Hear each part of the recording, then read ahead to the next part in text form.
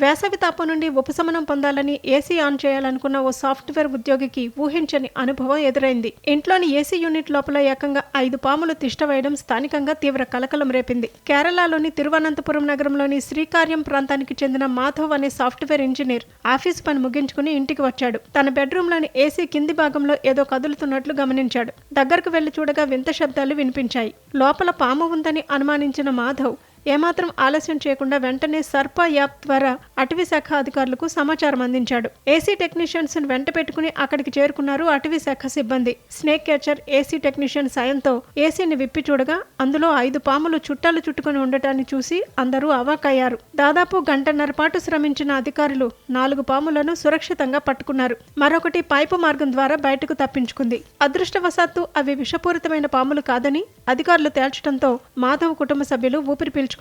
ఇంటికి ఆనుకొని ఉన్న చెట్టు కొమ్మల ద్వారా లేదా బయట ఏసీ పైపు మార్గం గుండా ఇవి లోపలికి ప్రవేశించి ఉంటాయని అధికారులు భావిస్తున్నారు. ఏసీ పైపుల వద్ద ఖాళీలు లేకుండా చూసుకోవాలని వారు సూచిస్తున్నారు.